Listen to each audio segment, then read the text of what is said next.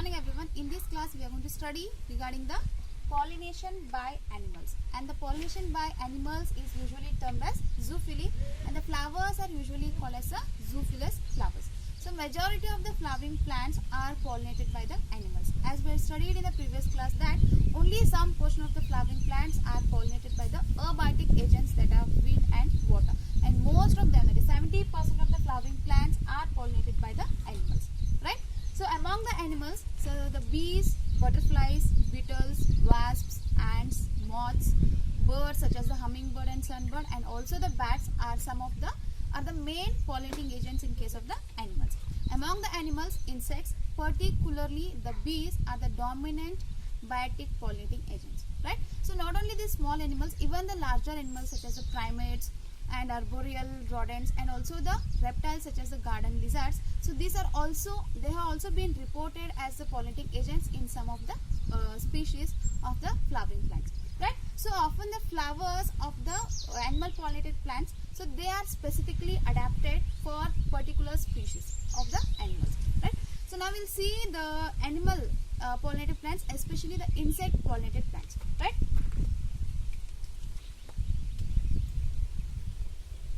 Insect pollinated plants, and these are usually termed as entomophily, right? So entomophily means pollination by the insects. So how will be the plants, or how will be the flowers of the insect pollinated plants? Usually the flowers, that is majority of the insect pollinated plants, the flowers are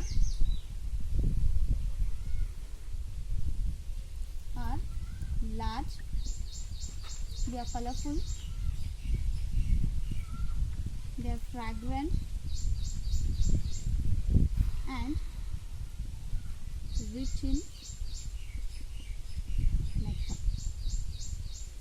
right? So majority of the insect pollinated flowers, so they are going to be large, they are going to be colorful, and they are going to be fragrant, and they are rich in nectar, right? So this is regarding the flowers which are pollinated by the insects, right? So there are when these flowers are small, so the number of flowers are packed into the inflorescence. So the number of flowers are packed into the inflorescence. So to make them conspicuous. So what do you mean by this conspicuous? Means to get the attention of the animals, right?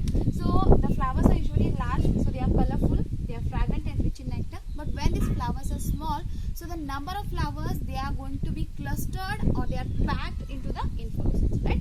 So why they are packed into the inflorescence? Because to make them conspicuous. So these flowers have to get the attention of the animals, so they are packed into the form of a inflorescence. So now what happens is, usually the insects or the animals are attracted to the flowers by their fragrance and their color, right? So now there are certain flowers, that is the flowers which are pollinated by the flies and beetles. So the animals, or the flowers which are pollinated by beetles and flies, so they are going to produce a kind of a foul odor. Okay? So odor means a smell. So they are going, the flowers which are pollinated by the beetles and flies, so they are going to produce a kind of a foul odor, or which is a bad smell, so that they can attract these beetles and flies to the pollination. So the next thing is that the animals are going to visit, right, the flowers because of the color and the fragrance, but they have to sustain. These flowers have to sustain the visiting of these animals for the pollination. If the animals are not coming, or they are not attaining this, they are not reaching the flowers again and again, then there is no pollination. So to sustain the visits of these animals, so these flowers have to provide the reward in turn, right? So that the animals keep on coming, or they will be oftenly visiting the flowers, right? So these floral rewards are going to include two main things. So the floral rewards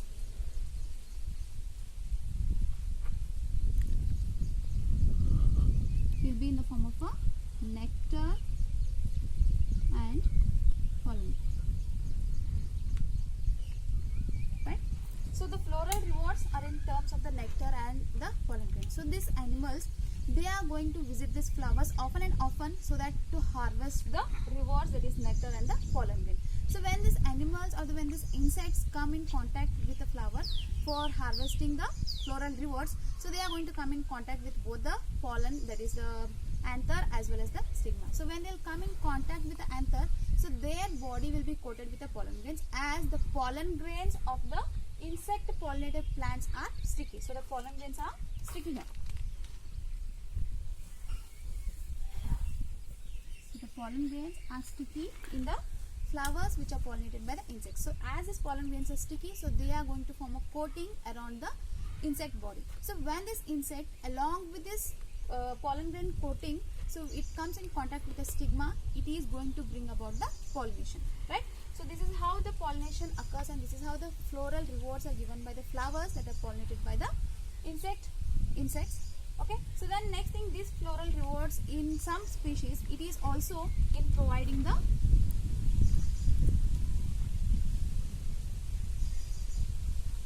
safe places to lay eggs.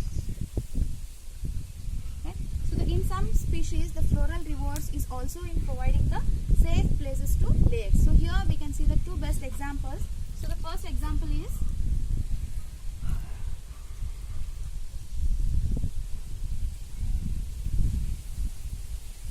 Amorphophallus. So Amorphophallus is the tallest flower, which is about 6 feet in height.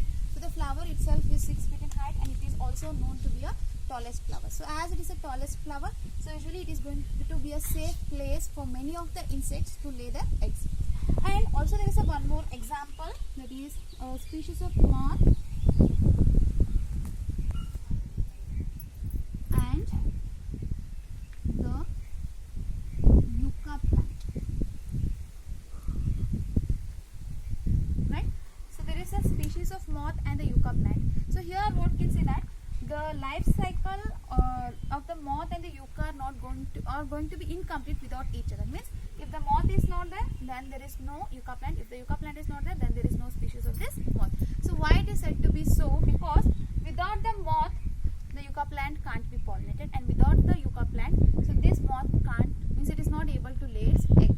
So here the species of moth, so where it is going to lay its eggs means it is going to lay its egg in the locule of the ovary of this yucca plant.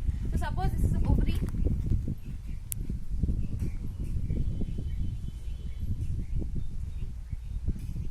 So this is a ovary of a yucca plant. So here a moth, what it is going to do means it is going to dig a hole here, right? So suppose this is a locule. So here it is going to deposit the eggs inside the locule of the ovary. So then it is going to pack this hole with the pollen grains of the yucca plant. So these are the pollen grains of the yucca plant, and here there are the eggs of the moth. So what happens means these pollen grains are going to bring about the fertilization in case of this. They are going to bring about the pollination and fertilization in case of the yucca plant, and in turn, so these eggs are going to develop into the larvae. So when the seed development is starting inside this ovary, so then the moth, in the form of a larvae, they are going to come out of the egg. So this is regarding the pollination by animals. And we can shortly make the characteristics of the insect pollinated plants, that is of the entomophily. That is, the flowers are usually large, so they are colorful, fragrant, and they are rich in nectar. Right? So then when the flowers are small, they are packed into a cluster which is called as of inflorescence. So why they are packed into the inflorescence? To become or to make them conspicuous, means to get the attention of the insects. So it is going to get arranged itself into a inflorescence. And the third thing is that the pollen grains are sticky in case of the insect pollinated flowers, and they are going to provide the floral rewards in terms of the nectar, pollen grain, and also in providing the safe place to the lay eggs. So this is regarding the pollination by animals. And now we are going to study regarding the outbreeding devices. So the outbreeding devices. So what are these outbreeding devices means? These are the mechanisms that are followed and adapted by the plants to avoid the self-pollination. Right? So we have seen that large number of the flowering plants, they are going to produce the hermaphrodite flowers that are nothing but the bisexual flowers. Means the flowers which is having both the male reproductive part and the female reproductive part in a single flower. So in these cases, the pollen grains more likely to come in contact with the stigma of the same flower. means both the male reproductive part and the female reproductive part, they are present in the same flower. So in that case, the pollen grains of the same flower are likely to come in contact with the stigma of the same flower. So that is going to result in the self-pollination. So if the self-pollination is going to be repeated, if the self-pollination is continuous, so then it is going to result in the inbreeding depression, right? So the continued self-pollination is going to result in inbreeding depression. So what do you mean by this inbreeding depression? Means it is the reduced biological fitness or the reduced fertility strength, right? So in these cases, the flowers have certain devices, or they have developed certain devices to avoid the self-pollination and to encourage this cross-pollination. So among them, we are going to discuss the 4 outbreeding devices. The first one is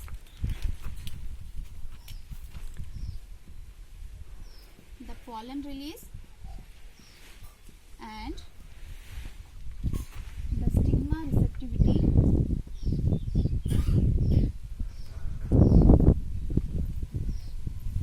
are not synchronized.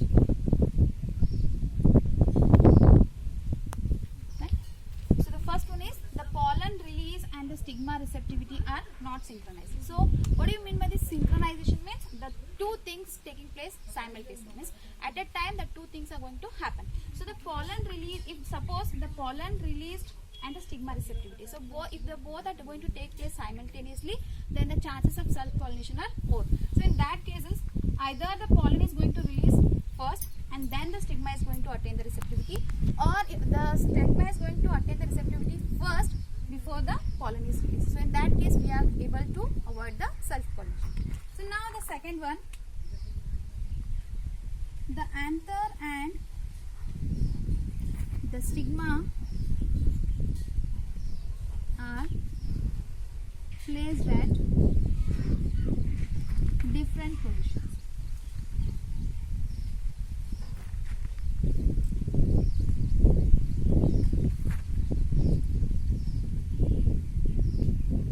Right? Suppose if the anther and the stigma, they are going to lie side by side, then the pollen of the same flower is having more chances to reach the stigma of the same flower. So again, that is going to result in the self-pollination. To avoid that, the position of the anther and the stigma, they are different. Means the position of the anther is different and the position of the stigma is different. So that the pollens from the anther of the same flower, they are having less chances to reach the stigma of the same flower. So now coming to the third one. The third one is self-incompatibility. Self-incompatibility. So what is the self-incompatibility? Means it is a genetic mechanism. Here it is going to prevent the pollens from reaching the stigma of the same flower. So here the pollens are not going to reach the stigma of the same flower, right? So that is called as a self-incompatibility. Here the pollen grains are not going to reach the stigma. Even though the pollen grains are going to reach the stigma, these stigma are not allowing the pollen grains to germinate, and also to produce the pollen tube inside the stigma, right? And the fourth one is the production of unisexual flowers. Right?